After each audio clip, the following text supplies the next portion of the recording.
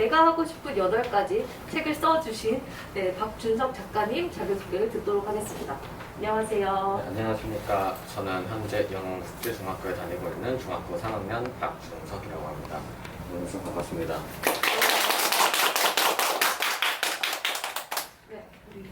네, 안녕하세요. 저는 가습기 살균제 문제해결위원회 공동대표를 맡고 있는 추준영이고요. 자, 박준석 군의 모친입니다. 또 이렇게 특별한 두 분을 모시고 이야기를 나눌 수 있게 되어서 너무 기쁘고요. 그리고 오늘 박준석 작가님의 첫 북토크라고 합니다. 네, 따뜻한 관심과 또 참여를 부탁드리겠습니다. 여기는 내가 하고 싶은 8가지라는 책 제목이잖아요. 그래서 이 책을 8글자로 키워드로 표현해 달라는 부탁을 드렸습니다. 그래서 저자님부터 이야기를 들어보도록 할게요. 네, 이 책을 8글자로 어떻게 소개를 해주실지 궁금합니다. 이 책을 8글자로 이제 소개를 해드리자면 이제 내 인생의 터닝포인트라고 소개를 드릴 수 있을 것 같습니다. 왜냐면 일단 사람이 살아가는 동안 이 책을 발간할 기회가 상당히 많이 없는데 제가 그런 기회를 가지게 되고 어떻게 보면 인생이 조금 달라지게 됐기 때문에 제 인생의 터닝포인트라고 할 수 있을 것 같습니다. 굉장히 또 이 책이 준석님에게 중요한 의미인 것 같습니다. 또 저도 이 책을 읽어보니까 정말 하고 싶은 이야기들이 잘 담겨 있다라는 생각이 들었습니다. 네, 내 인생의 터닝 포인트. 가슴이 웅장해지는데요. 네, 감사합니다. 그러면 또 이제 함께 또 이 가습기 살균제 문제를 이야기를 하고 계신 이제 추준영 대표님도 이 책이 어떤 의미인지 8글자로 표현해 주시면 되겠습니다. 이 책 8글자라고 하기에는 조금 그렇고요. 저는 반성문? 반성문. 아이에게 미안했던 아이의 마음을 알 수 있었던 그런 반성문 같은 그런 느낌. 그리고 혼나야 되는데도 불구하고 이 아이는 엄마 책임이 아니야 라는 그 말로 많이 커서 내 아이의 마음속의 성장의 나이를 알 수 있었던 그런 책이었다라고 하면 될 것 같아요. 이 책 출판을 준비하면서도 여러 이야기들이 있을 것 같아요. 그 과정에서 기억에 남는 에피소드를 저자님과 그리고 이야기 선생님이 하나씩 좀 이야기해주면 좋을 것 같습니다. 아무래도 가장 기억에 남는 건 작성할 때 제 어머니하고 싸웠던 게 그래요? 그게 남는데요. 이제 아무래도 어머니 같은 경우에는 상당히 반대를 하셨습니다. 왜냐면 어머니 입장에서는 제대로 준비도 안 돼 있는 상태에서 책을 발간했다는 잘못돼서 후폭풍이 맞아 어떻게 보면 한순간에 떨어질 수도 있기 때문에 이제 책을 발간하지 말았으면 좋겠다 했는데 제가 어떻게 고집을 부려갖고 끝까지 해서 출판을 하게 된 게 기억에 남습니다. 결국 고집을 못 꺾으시고 그러면 이 책이 출판이 되게 됐는데 어떤 후폭풍이 좀 걱정이 되셨는지. 일단은 저희가 영재발굴단에 출연돼서 나온 게 사실은 어떻게 보면 영재를 소개하는 데서 가습기 살균제의 사회적 참사가 이슈화되면서 사람들의 생각이 너무 다양하고 또 이 참사에 대해서 여러 부분에 대해서 생각하시는 분들이 많아서 그리고 많은 시간 동안 이 일을 하면서 정말 많은 화살을 맞았거든요. 저희가 피해자로서 피해자가 피해자다워야 하고 우리나라는 그런 다움을 너무 강요시하는 게 많잖아요. 남자는 남자다워야 되고 여자는 여자다워야 되고 이런 것들이 너무 되기 때문에 사실은 아이가 그걸 감내할 수 있는 나이인지 또 그런 것들이 있는지에 대한 생각이 상당히 많았고 그러면서 아이가 힘들어지는 것들이 제가 받는 것보다는 더 많아질 거라고 생각을 했었어요. 그래서 여러 가지 생각이 많아서 그거는 이제 아이에 집중을 하다기보다는 어른 입장에서 생각을 했는데 사실 아까도 준석이가 얘기했듯이 내 평생에 이 책 한 권 내는 게 얼마나 어려운지라는 것들과 그걸 계속 저한테 설득을 하더라고요.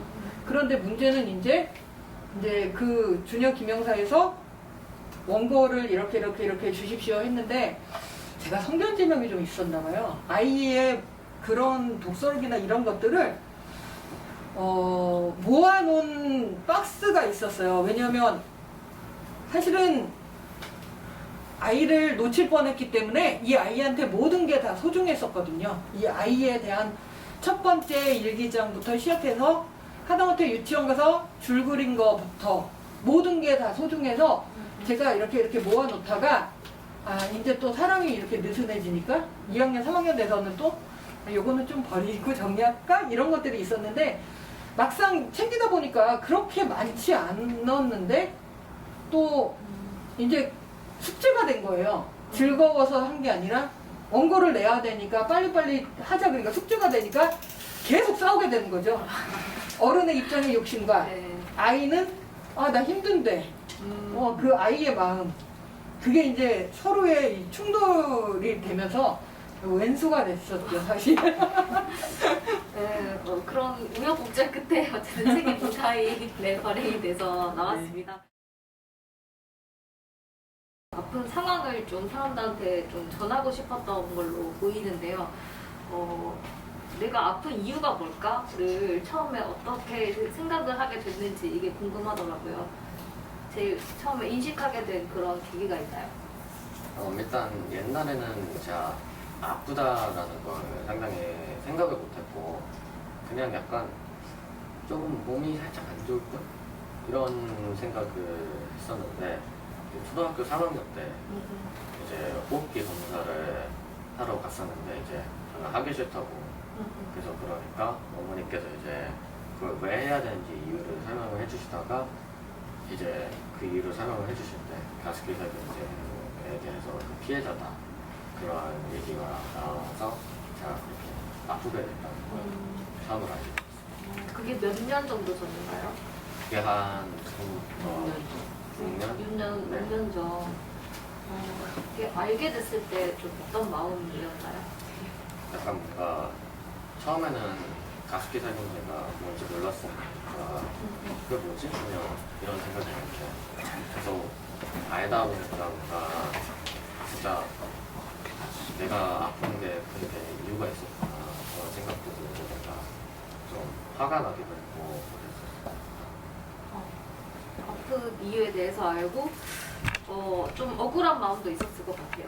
화나고 억울한 마음이 좀 들었었을 것 같고 그래서 이 책의 좀 전반부는 병원에서 좀 답답한 마음을 느끼고 또 치료를 받는 게 좀 고통스럽다는 이야기들이 이렇게 나와 있더라고요. 참 놀고 싶은데 또 친구들이랑 같이 어울리고 싶은데 많이 힘들었을 것 같다 이런 생각이 읽으면서 들었습니다. 국회에서 내가 할 수 없는 8가지를 이렇게 발표를 하셨는데 그 발표는 어떤 식으로 어떤 과정으로 이렇게 하게 됐는지 궁금해요. 사실은 이 가습기 살균제에 지금 피해자가 7,800명 이상이 피해 신청을 했고 아까 말씀하신 대로 1,700명 이상이 사망하고 있고 지금 계속 사망자가 나오고 있는 상황이에요. 그래서 저희가 요구하고 있는 건 정부 차원에서의 그런 개입과 분위기 조성이었는데 그때 당시에 이제 민주당 전현희 의원하고 민주평화당 정동영 대표님이 그 피해자를 국회로 불러서 그 전반적인 법 개정에 대한 얘기를 한번 하신 적이 있었어요. 그 자리에 주말이라 준석이가 같이 갔었고 아이는 준석이밖에 없어서 준석이가 눈에 띄었는데 그때 이제 국회가 막 난리를 치고 있었을 때 준석 군은 와서 하고 싶은 말을 국회에서 좀 했으면 좋겠다. 정상화되면 언제든지 불러올 테니까 학교 하루 빠지고 왔으면 좋겠다 해서 이제 그게 시작으로 해서 약속을 지키신 거죠. 약속을 지키셨고 그래서 그때 가서 했는데 마침 그때 영재발굴단에 처음 녹화를 시작할 때여서 그게 이렇게 네. 맞아서 네, 네. 영재발굴단에도 그 사연이 나갔고 어떻게 보니까 그렇게 된 거였어요. 네네. 요 사실 그것도 이 책을 쓰게 된 주요한 계기였을 것 같아요. 또 할 수 없는 것으로부터 이제 하고 싶은 것들에 대한 이야기가 좀 담겨 있다라는 생각이 들었고, 그래서 저는 좀 이 책의 주요 내용으로서 그 부분을 준성님이 좀 낭독을 해주시면 좋을 것 같습니다. 10페이지를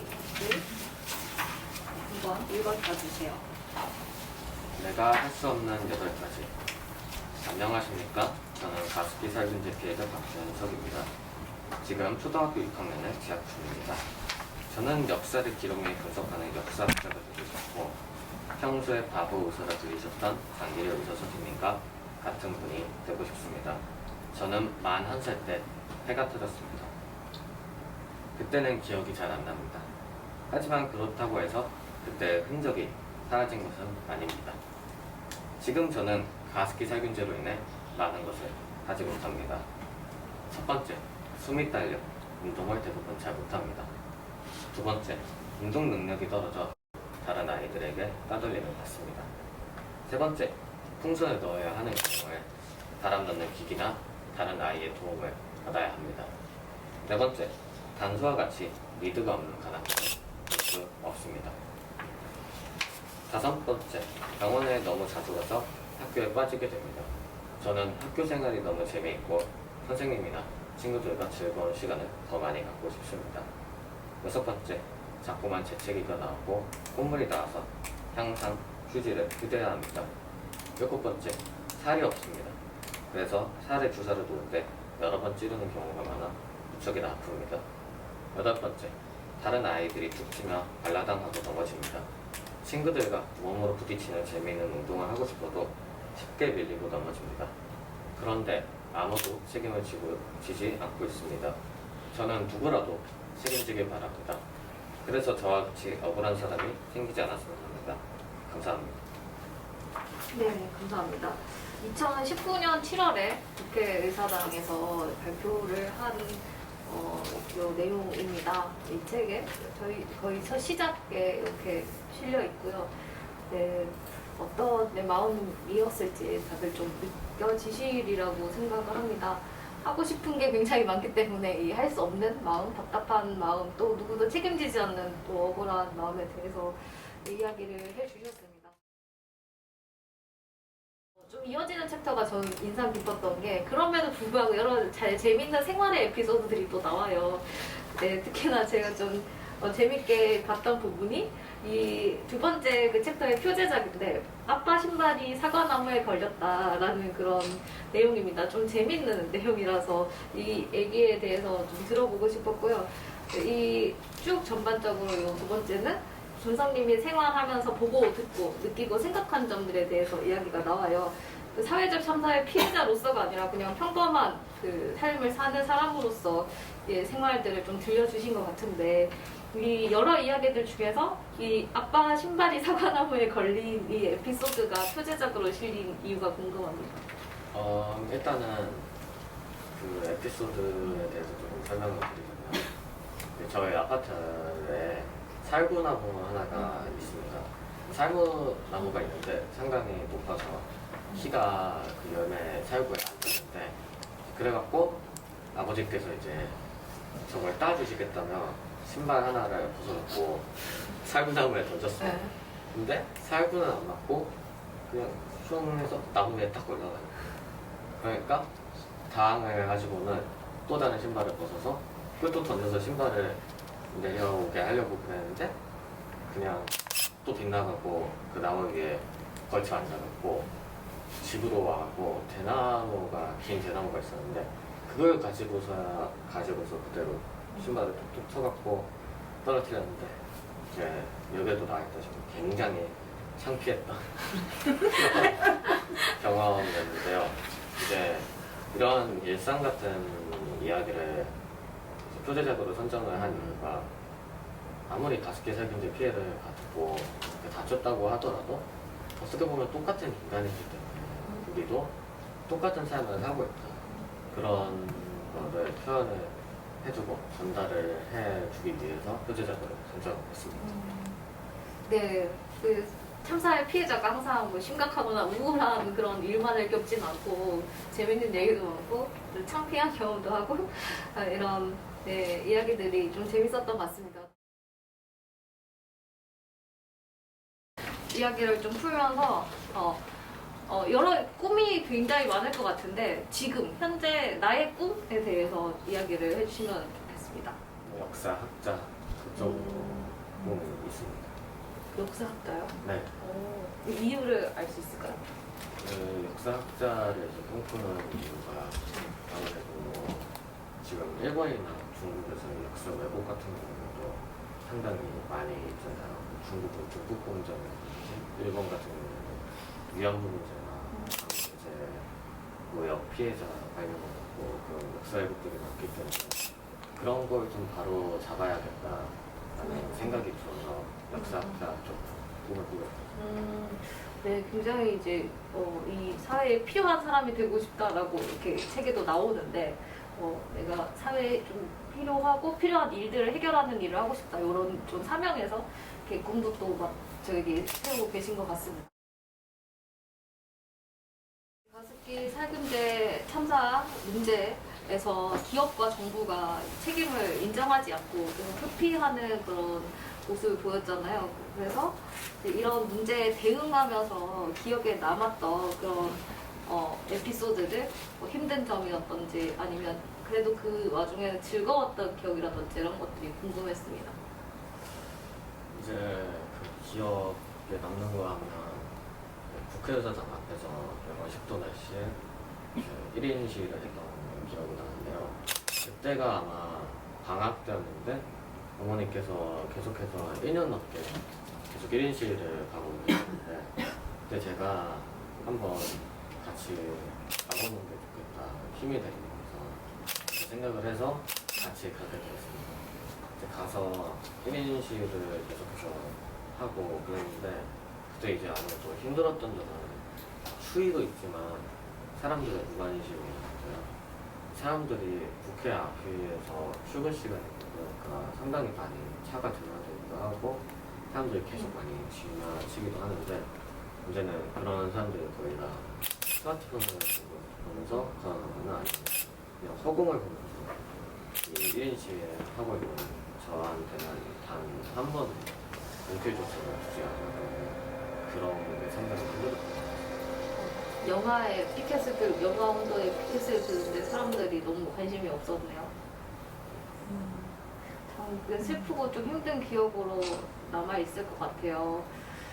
또 이제 1인 시위를 쭉 해오신 주준영 대표님은 또 어떤 마음이셨는지 또 대응하면서 힘든 점은 어떤 점이 있었는지 궁금합니다. 그냥 제가 이 참사가 없었으면 내 인생이 어땠을까라는 생각을 한번 해봤어요. 과연 우리가 이 세상을 살 때 안전하고 평화롭고 행복하게 살아야 되는 권리까지 묵살받으면서 너무너무 힘든 삶을 살고 있는 내 자신이 왜 나는 이래야만 되나라는 생각도 많이 했었고요. 점점 시대가 가면서 나만 아니면 돼라는 그런 이기심이 눈에 보였고 내가 단순히 운이 좋아서 지금까지 그런 참사를 당하지 않았다는 것에 대한 얘기를 하고 싶었어요. 1인 시위 하면서 아까 준석이가 얘기했듯이 봄, 여름, 가을, 겨울 4번을 겪었고요. 그 애는 눈도 많이 와서 주차장을 자유롭게 쓸 수 없어요. 국회 주차장은. 그래서 둔치까지 차를 놓고 걸어가면서 피켓을 들고 걸어가면서 많은 생각도 했고 하다못해 이 참사에 당사자가 서 있는데도 불구하고 국회의원들이 그 문을 통해서 지나가면서도 눈길 한번 주지 않는 것에 대한 화관함도 있었고 입법기관에서 제대로 하지 못하는 거에 대한 우리가 보호받을 권리조차 묵살당하는 거에 대한 화관함이 상당히 많았었어요. 그런데 1년 동안 피켓을 들 수 있었던 유일한 힘은 제 아이였죠. 이 아이를 살려야 되고 이 아이에 대한 참사를 얘기를 해야 되고 더 나아가서는 이렇게 참사에 가장 취약한 아이들과 여자들이 보호를 받아야 된다는 그런 것 때문에 사실 섰거든요.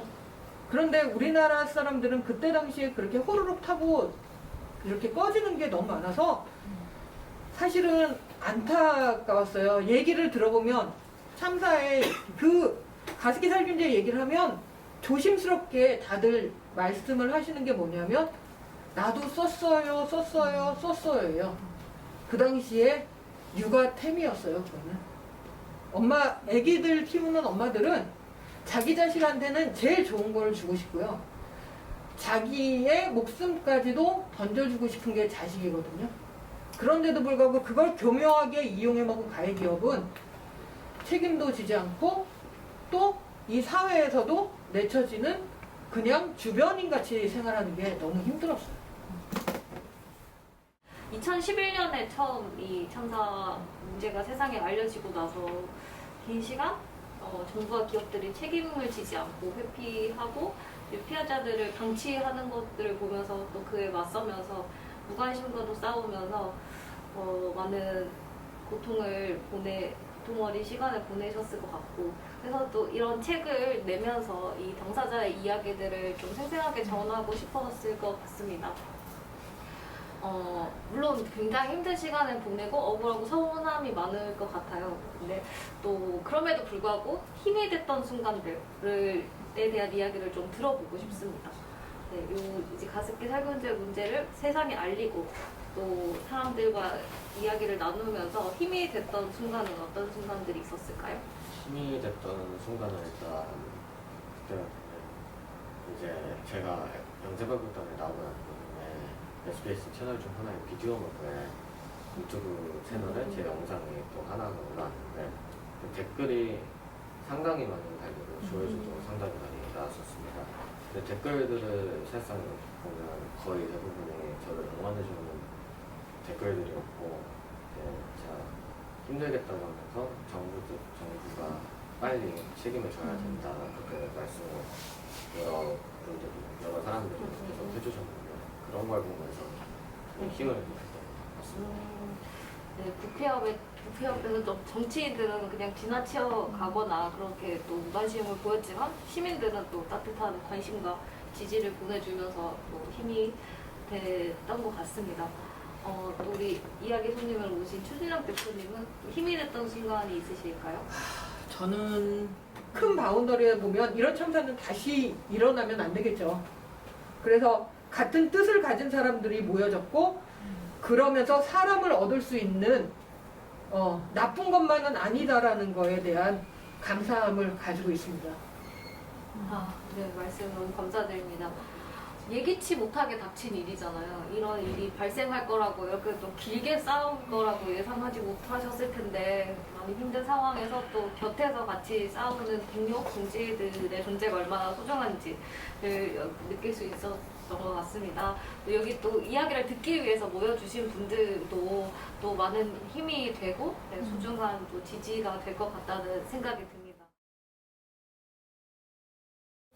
마지막으로 좀 만들고 싶은 세상에 대한 이야기가 마지막 챕터였습니다. 그래서 내가 꿈꾸는 세상을 위해서 정부와 그리고 시민들에게 바라는 점이 있다면 어떤 점일지 궁금합니다. 시민분들이나 여러 분들한테는 이제 아무래도 그렇게 계속 관심을 가져주시고 그러긴 하는데 문제는 그 관심이 한순간이에요. 왜냐면 제가 영재발굴단 나오고 나서는 되게 그런 거에 대해서 이슈가 많이 다뤄지고 사람들이 많이 얘기를 했었는데 지금은 보면 거의 사람들이 얘기하지 않고 그러고 있는 걸 보면 상당히 무관심하다는 게 저는 잘 느껴지기 때문에 좀 더 관심을 가지고 또 그런 거에 접근을 해주셨으면 좋겠는 게 제가 정부가 확실하게 책임을 지고 시민들은 한순간이 아니라 지속적인 관심을 가져주기를 말씀을 해주셨습니다. 네, 대표님은 바라는 점이 있으시다면? 아이들이 살기 편한 나라, 국민이 안전한 나라. 사실 국가의 존재 의무는 국민을 보호해야 되는 지극히 당연한 것을 하지 못한 거에 일어난 참사인데요. 과연 기업이 먼저인지 국민이 먼저인지라는 생각을 상당히 많이 했어요. 제가 아이 북콘서트에서 이렇게 딱딱한 얘기나 무거운 얘기를 하지 않으려고 했던 이유는 오롯이 한국 사회에서는 참사는 개인의 몫이에요. 그 규모가 커지면 커질수록 참사의 해결점은 점점 더 멀어져 가고요. 그런데 아이가 커가는 동안 아파가면서 또 살아가면서 부모의 마음이나 또 이 사회에서 해줘야 되는 역할이 무엇인가라는 것들에 숙제를 계속 저희는 풀 수 없는 숙제를 가지고 있는 거거든요. 아까도 말씀드렸듯이 운이 좋아서 살고 있는 이 사회가 아닌 행복함을 가지고 행복하게 아이를 키울 수 있고 안전하게 살 수 있는 그런 나라와 지속적인 관심. 가습기 살균제 끝난 거 아니야 라는 대다수의 국민의 말들을 들었을 때 저희는 상당히 참담하거든요. 저희는 아직 시작도 못했어요.